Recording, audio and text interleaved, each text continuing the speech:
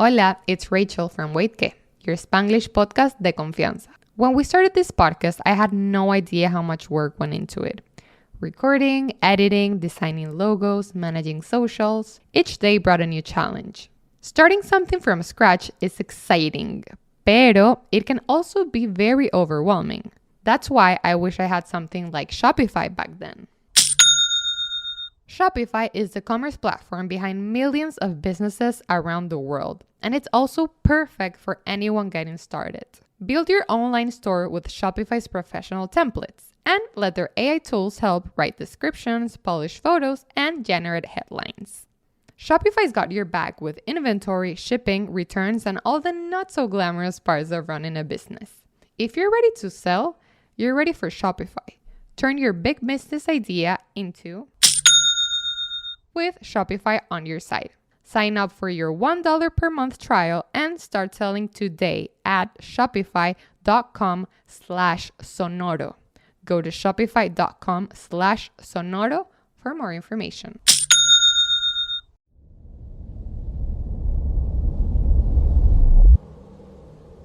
Hello, community of Tales of the Night. I'm from Puebla, and when I was in university, I would sometimes stay very late working with my classmates. On one occasion, after we finished, I ran to the bathroom, and when I came out, I realized that all the people who could have given me a ride had already left. I didn't have my car with me, and at that hour there wasn't even public transportation that could get me close to my house. Back then, we couldn't even think about Uber or taxi apps. My grandmother wasn't very close to us, but she lived a few kilometers from the school, on Fray Juan de Zumárraga Street, in the Tres Cruces neighborhood. Even if you look at it on Google Maps, you can imagine how that street of houses facing a huge empty lot looked at night. The walk was long and cold. There was a strange breeze that night. I think that's why there was no one on the street. I arrived without notice, but I had a key. And well, even though I didn't visit her much, she was my grandmother. She wouldn't have to receive me if I needed to spend the night. It's normal. But when I got to her house, I noticed that my key opened the lock. But the door didn't open, as if something was blocking it from the inside. I started pushing it forcefully while knocking and shouting for my grandmother. I've never been very subtle. I pushed so hard that I opened it a few centimeters and saw movement. A figure running from the patio toward the inside. Then my grandmother appeared at the door in her robe and asked me what I was doing there. Her eyes seemed red. Her pupils were red. I told her I couldn't go home, asking if I could stay with her that night. And there was a long pause, not even uncomfortable. It was a 15-second pause, as if waiting for me to change my mind.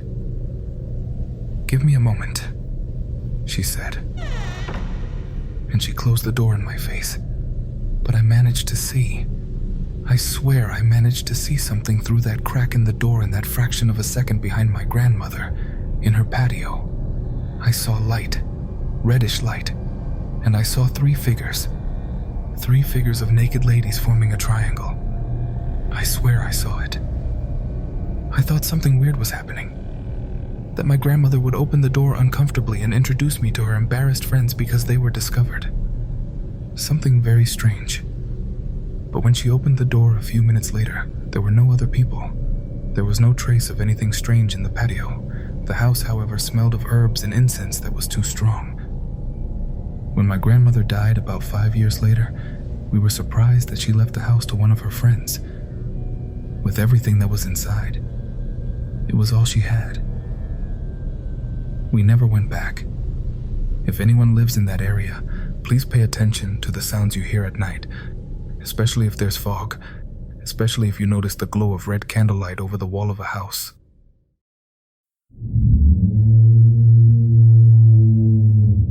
Many thanks to the community for joining us again in a new edition of Tales of the Night. Today with several very interesting, terrifying, and very different stories that will push you to the limit of your skepticism, to the limit of believing in the paranormal. We hope you have the peace of mind to continue believing that the supernatural, that which is around us, doesn't exist. We hope you know that all the love you show for this project is totally and absolutely mutual. Turn off the light if you can. Leave all your problems out there and enter the following stories. You're listening to Tales of the Night.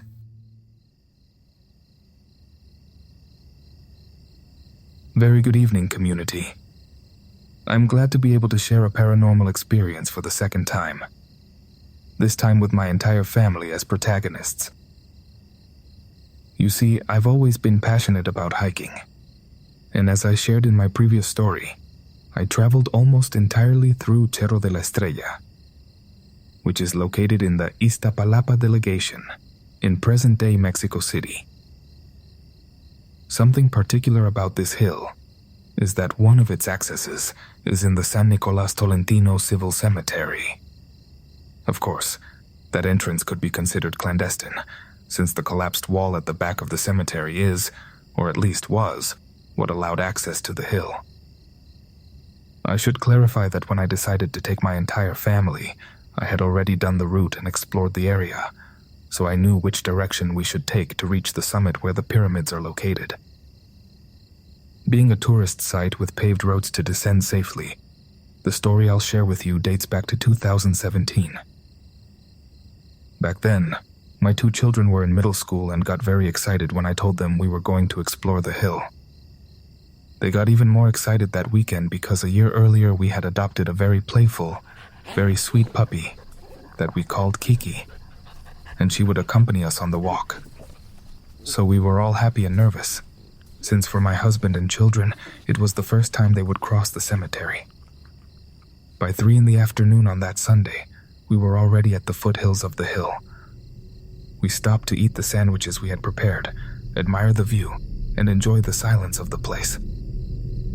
But something caught our attention. From where we were, we could see one of the many caves on the hill. At first, I had planned to get closer to explore it more closely. But just then, a group of people dressed in normal civilian clothes appeared. They started walking toward the cave, and although their presence was unsettling, our curiosity got the better of us. We decided to stay and watch in silence, wondering what they were doing there. 30 minutes passed, but those people didn't come out. It was a serious mistake to stay. What we saw in the end scared us a lot. The same people, now wearing red shirts, were coming out of the cave, but something wasn't right. Something inside me told me so. I decided it was time to leave. Without wasting time, we began climbing cross-country. Honestly, at that moment I wasn't that nervous. I had traveled that area before and witnessed all kinds of strange phenomena, rituals, witchcraft, worked animals.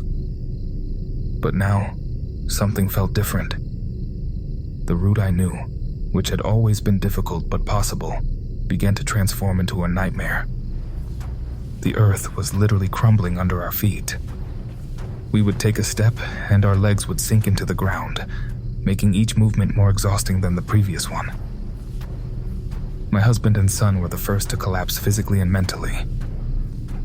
Then Kiki started crying and lay down on the ground, not wanting to move forward. It was at that moment that I realized we had been climbing for too long and still hadn't reached the road. According to my calculations and based on my previous trips, we should have been at the summit 20 minutes ago. And then I remembered it. I had made a terrible mistake. Whenever I go to natural areas that are little traveled, I ask permission to enter. My father taught me from childhood that in these places live guardian energies and protectors of the site who demand respect. You must always address them to have a safe exploration free of obstacles. Even if possible, you should bring them a small offering. But this time I forgot due to the excitement of taking my family. I omitted that crucial step, and now we were paying for it. Disguising the stress and worry that invaded me, I began to apologize in a low voice, asking permission to be there.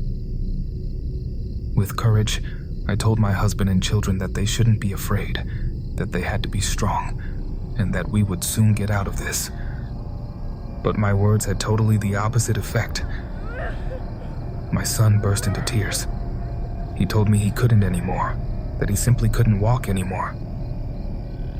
Desperately, I took Kiki's leash and tied myself waist to waist with my son to start dragging him uphill.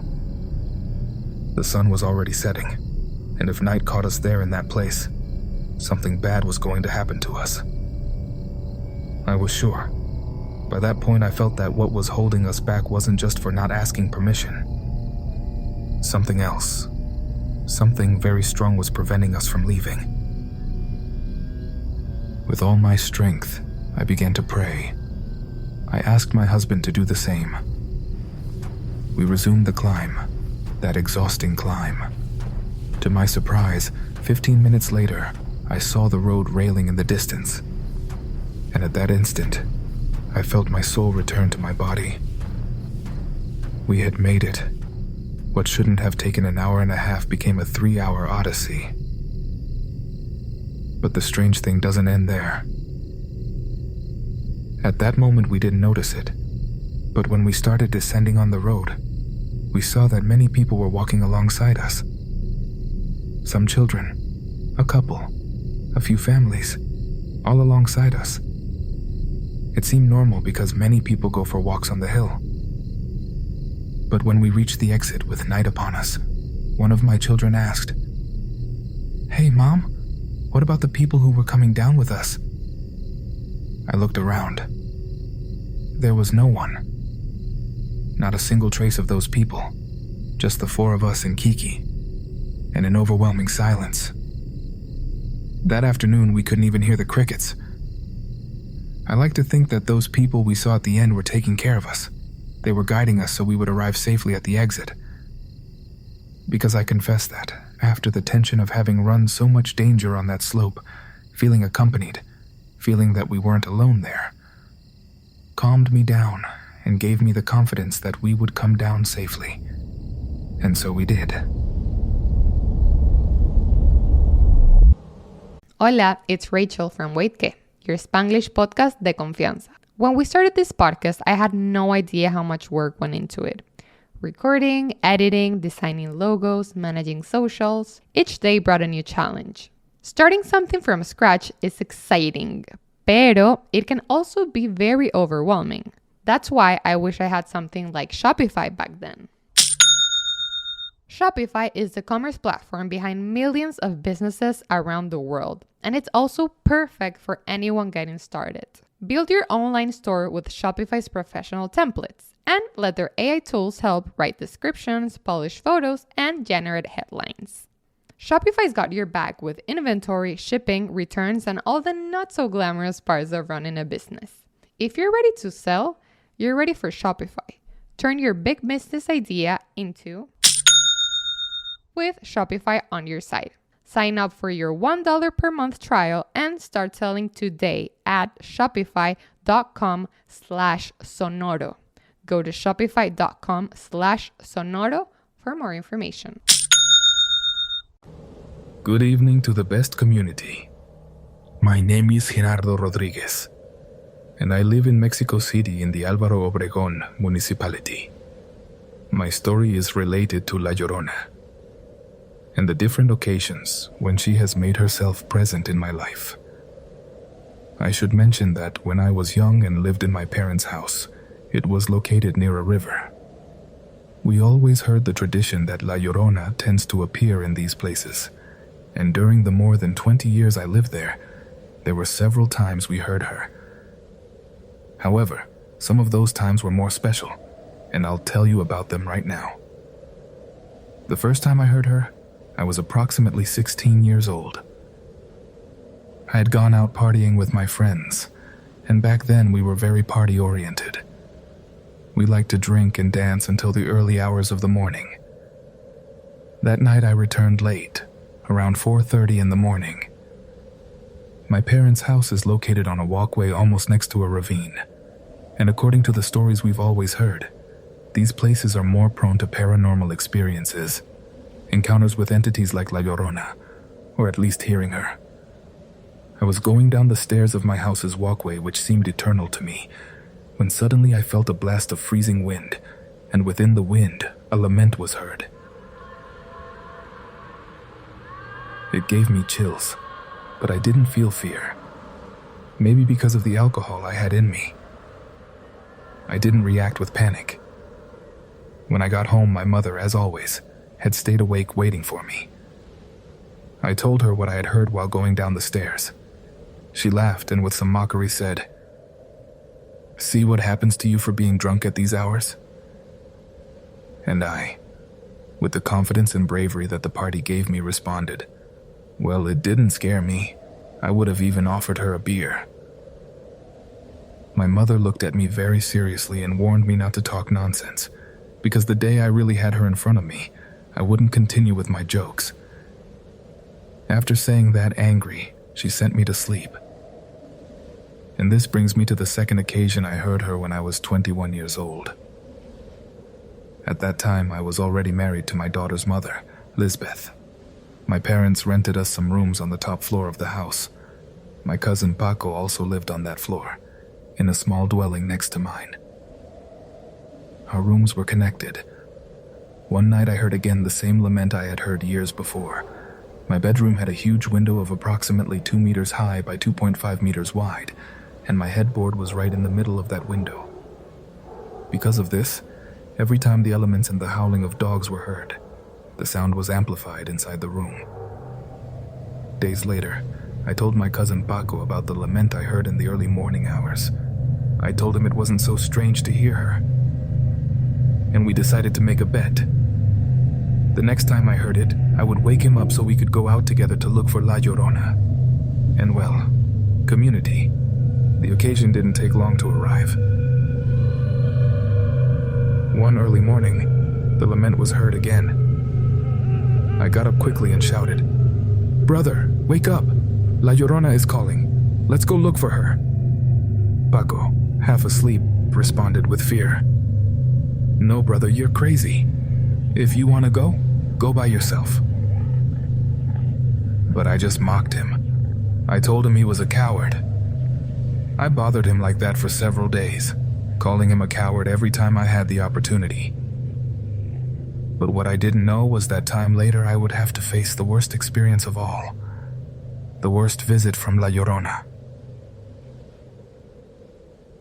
A year after I heard her with my cousin Paco, Lisbeth gave me great news. She was pregnant. We were expecting our second daughter, Valeria Montserrat, whom we affectionately call Val. Lisbeth was approximately 3 or 4 months pregnant when I again began to hear the laments in the early morning more frequently than ever. Listen to her again. La Llorona is roaming around," I would tell Lisbeth, but she, tired and sleepy, would only say to let her sleep. Several nights passed like this, until one time, finally, she also heard it. And that was my worst mistake, waking her up so she could hear it. From that day on, Lisbeth spent the last 2 months of pregnancy hearing La Llorona almost every night, even when I didn't. Val, inside her mother's womb, would get very restless every time the laments sounded. When she was born, she began to have many problems sleeping. She would wake up crying, frightened. The strangest thing was her reaction. Do you remember when we give babies lemon to taste and they usually shake their little face and make gestures of surprise and discomfort? Well, yes, exactly the same thing happened those nights. But her expression wasn't one of surprise. Somehow it was of terror. She would get agitated, tremble, and start crying desperately. And right after, the laments would be heard. The laments of La Llorona. The dogs would howl. Lisbeth blamed me for everything that was happening. And I understood. If I hadn't woken her up that night to hear La Llorona, maybe none of this would have happened. We talked to several people about it. My mother was clear about it. La Llorona wants to take your daughter. Other people gave us advice.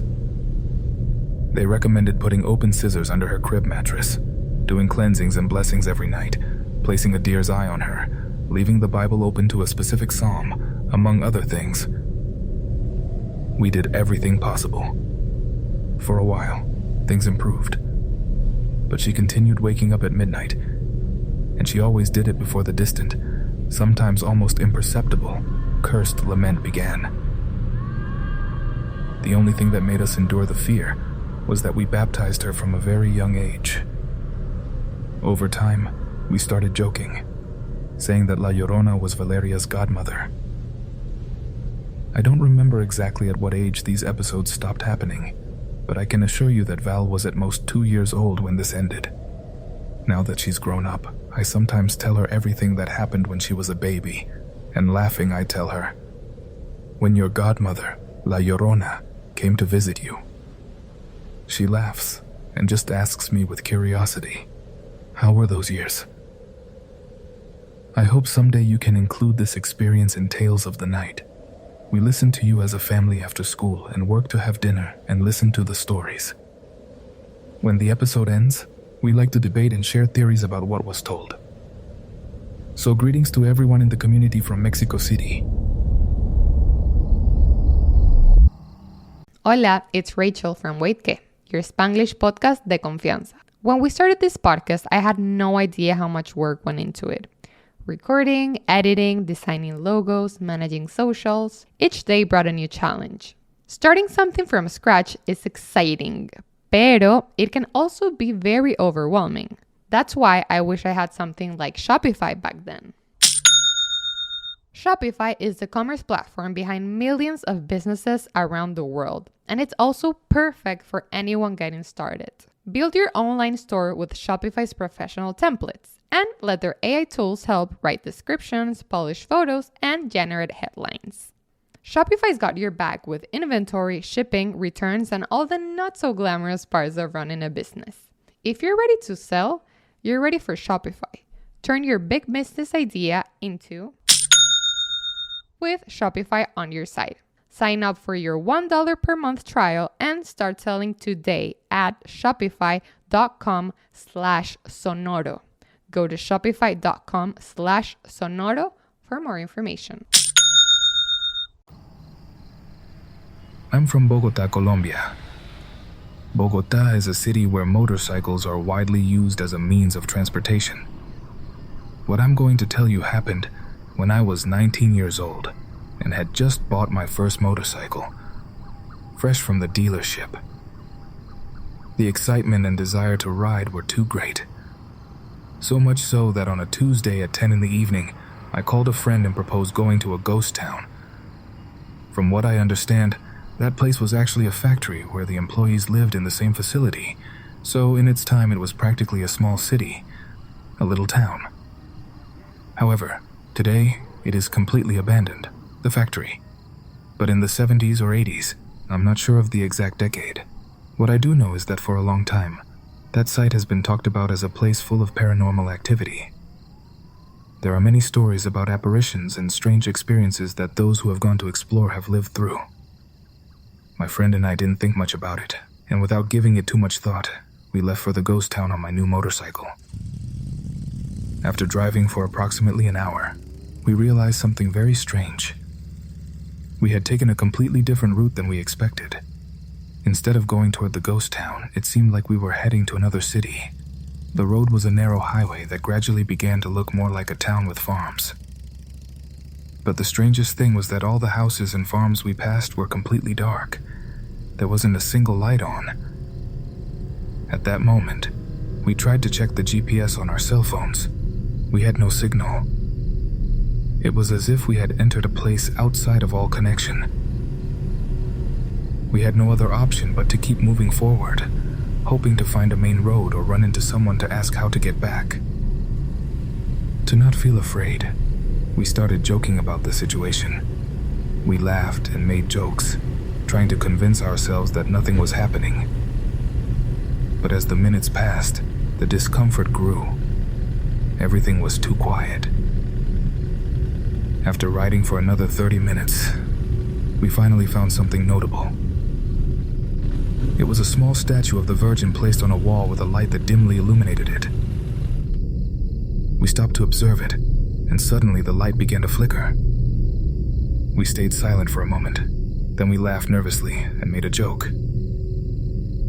"It seems like they want to scare us. We better get out of here," my friend told me. I accelerated the motorcycle and we kept moving forward. But the worst, community, was yet to come. Minutes later, further ahead, a very strange sensation took hold of me. A deep, inexplicable fear. A cold that chilled me to the bone. My friend felt it too, but at that moment he didn't want to admit it. And then I saw it. In front of us on the road was a huge black cat. But it wasn't a normal cat. It was too big. Bigger than a dog. Bigger than a wolf. It was the size of a person. I froze. At that instant, I only thought of the obvious. If that thing attacks us and makes us fall, we won't have a way to ask for help. But the animal didn't attack us. Instead, it slowly moved to one side of the road and stared at us. But its gaze, community, wasn't that of a common animal. It watched us with unsettling intelligence. Its expression and its eyes, especially its eyes, were too human. The fear we felt was indescribable. We knew we had to pass by its side to keep moving forward. There was no other route. So we did it as fast as we could. We passed by without looking at it more than necessary. When we lost sight of it, we stopped to talk. "Brother, you saw the same thing I did." My friend nodded. We were in shock. We decided the best thing would be to turn around and go back. But then we saw it again. The animal appeared again. This time it was farther away, but we could see it clearly. What it did next took our breath away. For a few seconds it stood up on two legs. It walked like that for a couple of steps and then sat down on the side of the road, staring at us. And there were no more doubts. That wasn't a normal animal. That movement wasn't natural. We didn't think twice. I accelerated the motorcycle as much as I could, and we passed by it again. But this time I didn't look. I just wanted to get out of there. On the way back, my friend and I didn't say a single word to each other. When we finally reached the city, we talked about what had happened. We were sure that what we had seen hadn't been a simple animal. We both had the same feeling. If we had continued advancing on that road, which at that time was the only exit we thought was obvious, something worse would have happened to us. We would have gotten farther and farther away without being able to return. Time later, I researched the fauna of the region. I spoke with people who work in wildlife foundations. I described exactly what we saw, and they all told me the same thing. There is no feline like that in the area. In fact, there is no mammal of that size or with those characteristics. But I remember it perfectly. Sometimes, before sleeping, I still can't get it out of my mind. If anyone knows what it could have been, I'll be waiting for your comments. Hello everyone. Let me introduce myself. I'm Gustavo. I discovered this community through the story of the cabin in the forest. I love it, and I'm still intrigued about which famous person owns that property. I want to tell you my story. I'm originally from the state of Mexico, from the municipality of Ixtapaluca to be more exact, and this happened more than 9 years ago. I was returning from a date with who was then my girlfriend, now my wife. It was already late. Like any couple in love, we were with the typical, it's getting late, but also with, stay a little longer. I was so late that even her mother, my mother-in-law, kicked me out with the excuse that I wouldn't catch transportation. It was 20 minutes before midnight.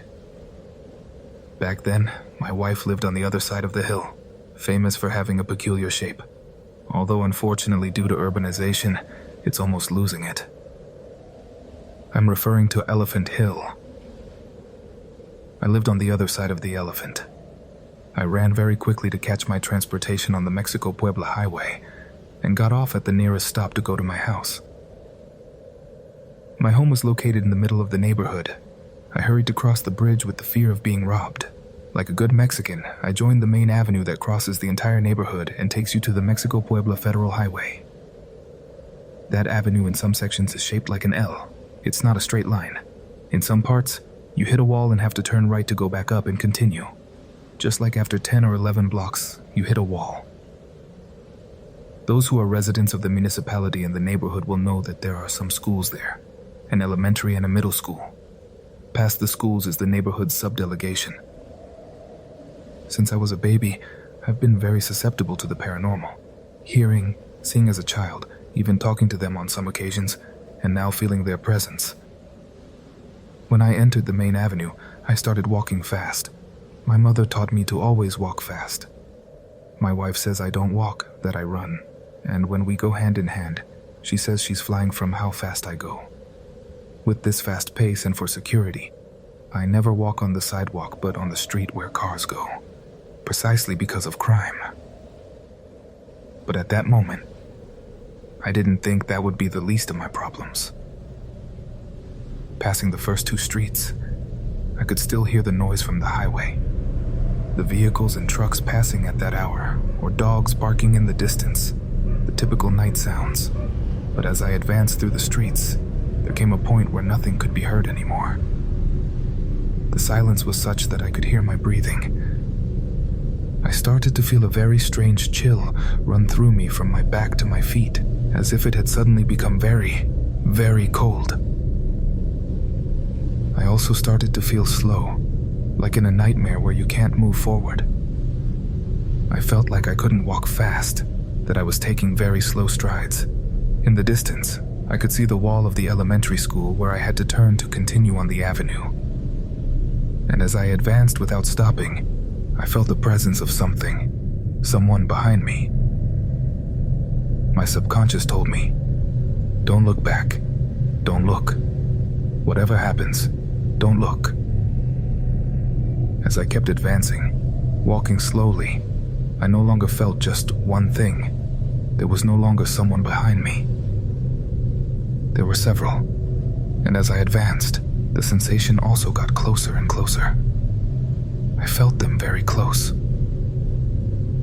In my mind, something told me, when you reach the elementary school wall and turn, you're going to be safe.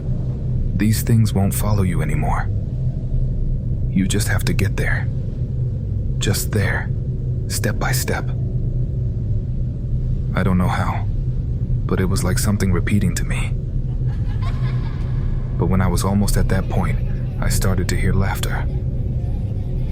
Yes, mocking laughter, and then words that at first I didn't understand, but then began to be clearer in my head. Poor fucking idiot. It's our human trash. Run, run. Like that, an endless stream of insults and profanity, wanting me not to try hard, that they were going to catch me. But the most disturbing thing is that those voices weren't from adults. The voices were like children's. And at the end of some phrases, they would distort, making a very strange echo. I was feeling them closer and closer, and also that strange cold that paralyzes your back. The cold sweat, the chills. I felt like at any moment they were going to pull me. In my mind, the warning continued. Don't look back. But I couldn't resist. I had to know who was following me so closely. I turned my head slightly, and with the corner of my left eye, I saw the strangest, most frightening scene I've ever seen in my life.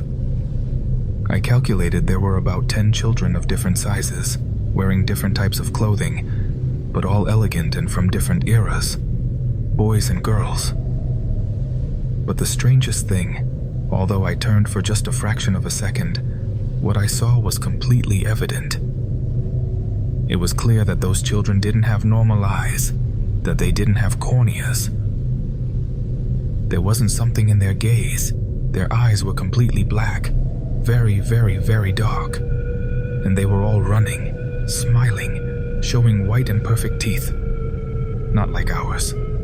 If you've ever seen the teeth of a great white shark in a documentary, that's how their teeth seemed to me. Sharp and many, too many. I had never run so fast in my life. In the blink of an eye, I was lying in my bed, in the safety of my house. The only thing I remember is that when I went up the stairs, my mother asked me if I was okay. At that moment, I could only think about the image of those children and the last words they shouted at me, mocking me as I walked away. Over time, on the internet, I realized I'm not the only person who has seen something like this, who has faced these terrible scenes with children like these. So that's why I come to ask you, have you seen them? Thank you very much, community, for having listened to this terrible event in my life.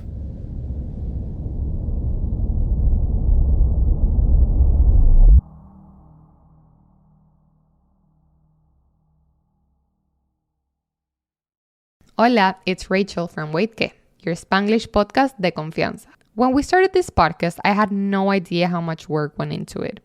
Recording, editing, designing logos, managing socials. Each day brought a new challenge. Starting something from scratch is exciting, pero it can also be very overwhelming. That's why I wish I had something like Shopify back then.